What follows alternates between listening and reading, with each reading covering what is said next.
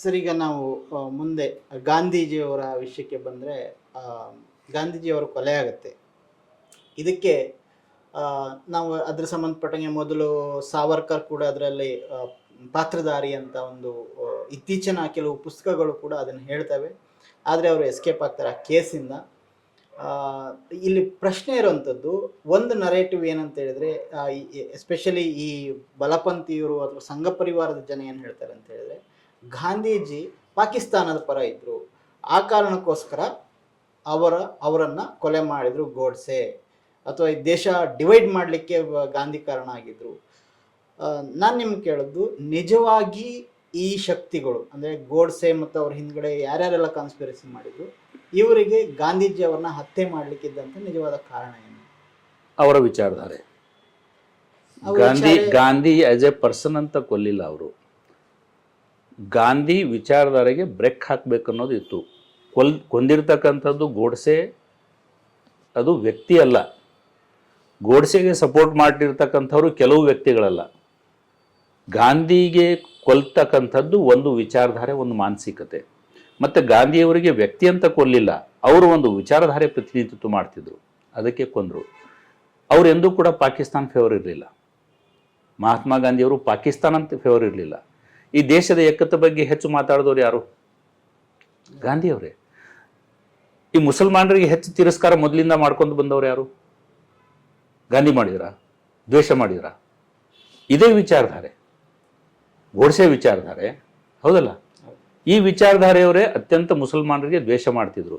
ಇವಾಗಿನ ಭಾರತ ಮತ್ತು ಪಾಕಿಸ್ತಾನ ಊಹೆ ಮಾಡಬೇಕಾಗಿಲ್ಲ, ಆವಾಗಿನ ಭಾರತ ಊಹೆ ಮಾಡಿ. ಆವಾಗ ಭಾರತ ಒಂದೇ ಇತ್ತಲ್ಲ, ಅದು ಪಾಕಿಸ್ತಾನ ಇರಲಿಲ್ಲ, ಅದು ಬಾಂಗ್ಲಾದೇಶ ಇರಲಿಲ್ಲ, ಅದು ಭಾರತ ಇತ್ತು. ದೊಡ್ಡ ಭೂಭಾಗ ಭಾರತ ಇತ್ತು. ಈ ಭಾರತ ಭೂಮಿ ಮೇಲೆ ಇರ್ತಕ್ಕಂಥ ಭೂಭಾಗದಲ್ಲಿ ಇರ್ತಕ್ಕಂಥ ಮುಸಲ್ಮಾನರು ನಮಗೆ ಮಹತ್ವವಾಗಿದ್ದರು, ಹಿಂದೂಗಳು ಮಹತ್ವವಾಗಿದ್ದರು, ಸಿಖ್ರು ಮಹತ್ವರಾಗಿದ್ದರು, ಹೌದಲ್ಲ? ಇವರೆಲ್ಲರ ಮಹತ್ವ ಅರ್ತು ಎಲ್ಲರಲ್ಲಿ ಏಕತೆ ಸಾಧಿಸ್ತಕ್ಕಂಥ ಕೆಲಸ ಮಾಡಿದವರು ಯಾರು? ಗಾಂಧಿ. ಒಡಿತಕ್ಕಂಥ ಕೆಲಸ ಮಾಡಿದವರು ಯಾರು? ಈ ವಿಚಾರಧಾರೆ. ದ್ವೇಷ ವಿಚಾರಧಾರೆನೇ ದೇಶ ಒಡಿತಕ್ಕಂಥ ವಿಚಾರಧಾರೆ. ಎಲ್ಲರನ್ನ ಜೊತೆ ತಗೊಂಡು ಹೋಗ್ತಕ್ಕಂಥ ವಿಚಾರಧಾರೆ, ದೇಶ ಕಟ್ತಕ್ಕಂಥ ವಿಚಾರಧಾರೆ. ಹಾಗಾಗಿ ದೇಶ ಕಟ್ಟಲು ಪ್ರಯತ್ನ ಮಾಡ್ತಿರ್ತಕ್ಕಂಥ ಗಾಂಧಿಗೆ ದೇಶ ಒಡೆಯುವ ವಿಚಾರ ಮಾಡೋರು ಕೊಂದಿದ್ರಷ್ಟೇ. ಆ ವಿಚಾರಧಾರೆ ಕೊಂದಿತ್ತು ಅಂತ ನಂದು ಅಭಿಪ್ರಾಯ. ಸರಿ ಇದೆ ಸರ್. ಬೇಸಿಕಲಿ ಅದ್ರ ಜೊತೆಗೆ ಗಾಂಧೀಜಿ ಅಂದರೆ ಅವ್ರ ಮೇಲೆ 4-5 ಸರಿ ಮರ್ಡರ್ ಅಟೆಂಪ್ಟ್ ಆಗುತ್ತೆ. ಎಸ್ಪೆಷಲಿ 1932 ಅವರೇನು ಇಡೀ ದೇಶದಾದ್ಯಂತ ಅಸ್ಪೃಶ್ಯತೆ ನಿವಾರಣೆಗೆ ಇಡೀ ದೇಶದ ಪ್ರವಾಸ ಮಾಡ್ತಾರೆ. ಆವಾಗ ದೊಡ್ಡ ಮಟ್ಟದಲ್ಲಿ ಅಂದರೆ ಅವರ ವಿರುದ್ಧವಾಗಿ ಒಂದು ಹೇಟ್ ಕ್ಯಾಂಪೇನ್ ಶುರುವಾಗುತ್ತೆ. ಆಮೇಲೆ 5 ಸಲ ಅಟೆಂಪ್ಟು ಇದಾಗೋದು ಅನ್ನೋದು. ಮತ್ತು ಸರ್, ಈಗ ಸಾವರ್ಕರ್ ಬಗ್ಗೆ ಇತ್ತೀಚೆಗೆ ಸುಮಾರು ವರ್ಷಗಳು, ಎಸ್ಪೆಷಲಿ ಈ ಗಾಂಧಿ ಹತ್ಯೆ ನಂತರದಲ್ಲಿ ಭಾಳಷ್ಟು ವರ್ಷ RSSನಂಥ ಸಂಸ್ಥೆಗಳು ಸಾವರ್ಕರ್ ಜೊತೆಗೆ ಒಂದು ಅಂತರವನ್ನು ಕಾಪಾಡ್ಕೊಂಡು ಅವ್ರನ್ನ ಕ್ಲೈಮ್ ಮಾಡ್ತಾ ಇರೋದಿಲ್ಲ. ಬಟ್ ಇತ್ತೀಚಿನ ವರ್ಷಗಳಲ್ಲಿ ಅಂತಹ ಈಗ ಸಾವರ್ಕರ್ ಸ್ಥಾಪಿಸಿದ್ದ ಅಭಿನವ ಭಾರತದಂತಹ ಸಂಸ್ಥೆ, ಅವಳು ಪ್ರಜ್ಞಾ ಸಿಂಗ್ ಇದ್ದಾಳೆ, ಅವಳಿಗೆ ಲಾಸ್ಟ್ 2019ನೇ ಇಸ್ವಿನಲ್ಲಿ ಚುನಾವಣೆಗೆ ಟಿಕೆಟ್ ಕೊಟ್ಟರು ಮಧ್ಯಪ್ರದೇಶದಿಂದ, ಭೋಪಾಲ್ನಿಂದ. ಅದೇ ಟೈಮಲ್ಲಿ ಅದಕ್ಕಿಂತ ಸ್ವಲ್ಪ ಹಿಂದೆ ಅವಳು ಗಾಂಧಿಗೆ ಗುಂಡು ಹಾಕೋ ಗಾಂಧಿ ಪ್ರತಿಕೃತಿಗೆ ಗುಂಡು ಹಾಕೋ ಕೆಲಸ ಮಾಡಿದ್ಲು. ಗೋಡ್ಸೆನ ಬಹಿರಂಗವಾಗಿ ಇದು ಮಾಡಿದ್ಲು. ಅಂದರೆ ಈ ಸಂಘ ಪರಿವಾರ, ಎಸ್ಪೆಷಲಿ RSS, ಇಂಥವರ ಜೊತೆಗೆ ಈಗ, ಅಥವಾ ಸಾವರ್ಕರ್ ವಿಚಾರಧಾರೆ ಜೊತೆಗೆ ಈಗ ಹೆಚ್ಚು ನಂಟನ್ನು ಬೆಳೆಸ್ಕೊಳ್ತಾ ಇದೆ. ಮತ್ತು ಸಾವರ್ಕರ್ನ ಈಗ ನೇರವಾಗಿ ಕ್ಲೈಮ್ ಮಾಡ್ತಾ ಇದೆ, ಸಾವರ್ಕರ್ ಬಗ್ಗೆ ಪುಸ್ತಕಗಳನ್ನು ಬರೆಸ್ತಾ ಇದೆ. ಏನಿರ್ಬೋದು ಈ ಒಂದು ಬೆಳವಣಿಗೆ? ನಾವೊಂದು ಕೋಟ್ ತಾವು ಕೇಳಿದ್ರು, all political revolutions are preceded by social revolution and all social revolution are preceded by literary revolution.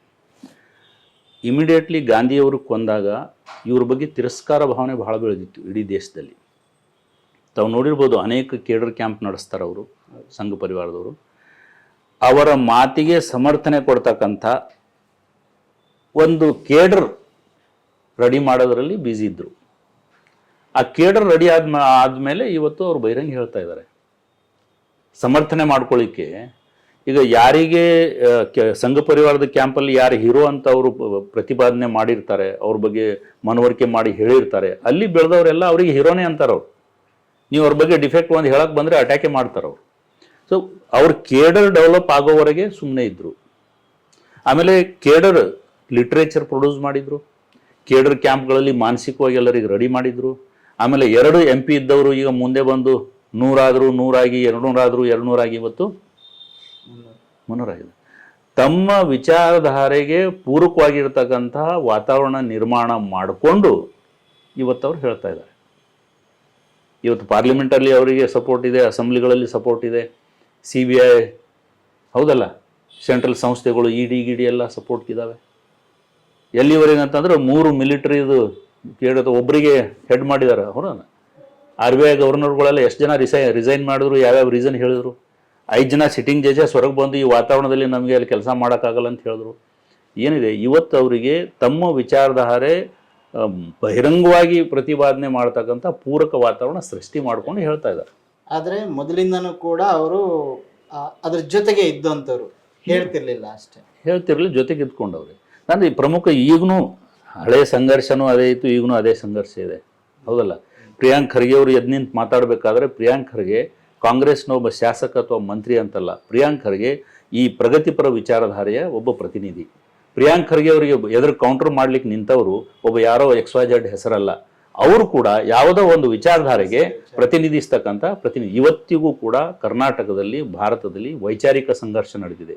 ಈ ವೈಚಾರಿಕ ಸಂಘರ್ಷದಲ್ಲಿ ಅನೇಕ ಯುವಕರು ಕನ್ಫ್ಯೂಷನ್ನಲ್ಲಿದ್ದಾರೆ. ಇವತ್ತು ಅನೇಕ ಯುವಕರು ರೆಡಿಮೇಡ್ ಒಪಿನಿಯನ್ಸ್ ತಗೋಬೇಡ್ರಿ. ನಾನು ತಮ್ಮ ವಾಹಿನಿ ಮುಖಾಂತರ ನಮ್ಮ ಯುವ ಜನರಿಗೆ ನಾನು ಕೈ ಮುಗಿದು ಕೇಳ್ಕೊಳ್ತೀನಿ, ಈ ರೆಡಿಮೇಡ್ ವಿಚಾರಧಾರೆಗಳು ನಿಮ್ಮ ತಲೆಯಲ್ಲಿ ಇಟ್ಕೊಂಡು ಹಾಳಾಗಬೇಡ್ರಿ. ಭಾರತ ವಿಶಾಲವಾಗಿರ್ತಕ್ಕಂಥ ದೇಶ, ಎಲ್ಲ ಜನರಿಗೆ ಮುಕ್ತವಾಗಿ ಇಲ್ಲಿ ಅವಕಾಶ ಇದೆ ಬೆಳಿಲಿಕ್ಕೆ, ನಾವು ಮುಂದೆ ಬೆಳಿಲಿಕ್ಕೆ ಮತ್ತು ದೇಶ ಬೆಳೆಸಲಿಕ್ಕೆ. ಇಂಥಲ್ಲಿ ಯಾವ ವಿಚಾರಧಾರೆ ಜೊತೆ ನಾವು ನಿಂತ್ಕೋಬೇಕಂತ ಹೇಳಿ, ಲಿಬರ್ಟಿ, ಈಕ್ವಾಲಿಟಿ, ಫ್ರ್ಯಾಟರ್ನಿಟಿ ನಮ್ಮ ವಿಚಾರಧಾರೆ ಇದೆ. ಬರೀ ವಿಚಾರಧಾರೆ ಅಂದರೆ ಬಾಯಿಲೆ ಹೇಳ್ಕೊಳಕ್ಕಲ್ಲ. ಇವತ್ತು ಎಲ್ಲರೂ ಬಾಯಿಲೆ ಹೇಳ್ಕೊಳಕ್ಕೆ ಅಂಬೇಡ್ಕರ್ ಹೇಳ್ಕೊಳ್ತಾರೆ, ಆದರೆ ಒಳಗಡೆ ಏನಿದ್ದಾರೆ ಅಂತ ಎಲ್ಲರಿಗೂ ಗೊತ್ತಿದೆ. ಸಂವಿಧಾನದ ವಿಚಾರದಲ್ಲಿ, ರಿಸರ್ವೇಷನ್ ವಿಚಾರದಲ್ಲಿ ಇವರು ಅದು ಕ್ಲೋಸ್ ಡೋರ್ನಲ್ಲಿ ಏನು ಚರ್ಚೆ ಮಾಡ್ತಾರೆ ಅನ್ನೋದು ಇಂಪಾರ್ಟೆಂಟ್ ಇದೆ. ಬಹಿರಂಗವಾಗಿ ಅಸೆಂಬ್ಲಿನಲ್ಲಿ ಮೀಡಿಯಾಗೋಸ್ಕರ ಏನು ಮಾತಾಡ್ತಾರೆ ಬೇರೆ ಮಾತು, ಬಟ್ ಕ್ಲೋಸ್ ಡೋರಲ್ಲಿ ಏನು ಚರ್ಚೆ ಆಗುತ್ತೆ? Close door discussion is the main strategy. ಯಾವುದೇ ಪಕ್ಷದ ಗುಂಪಿಂದಾಗಿರ್ಬೋದು, ಇವತ್ತಿಗೂ ಕೂಡ ಅವ್ರ close door strategy liberty, equality, fraternity ಇಲ್ಲ. ಹಾಗಾಗಿ ಈ ವೈಚಾರಿಕ ಸಂಘರ್ಷದಲ್ಲಿ ಹೊಸ ಜನರೇಷನ್ ಏನಿದೆ, ಯಾವುದೇ ಜಾತಿ ಇರ್ಬೋದು, ನಾನದು ಹಿಂದೂ, ಮುಸ್ಲಿಂ, ಆ ಜಾತಿ ಈ ಜಾತಿ ಅಂತ ಹೇಳೋದಿಲ್ಲ, ಎಲ್ಲರೂ ಭಾರತೀಯ ಯುವಕರು ಈ ವೈಚಾರಿಕ ಸಂಘರ್ಷದಲ್ಲಿ ಪ್ರಗತಿಪರ ವಿಚಾರಧಾರೆ ಜೊತೆ, ಲಿಬರ್ಟಿ, ಈಕ್ವಾಲಿಟಿ, ಫ್ರ್ಯಾಟರ್ನಿಟಿ ಜೊತೆ ನಿಲ್ಬೇಕು ಅನ್ನೋದು ನಮ್ಮದು ವಿನಂತಿ ಇದೆ.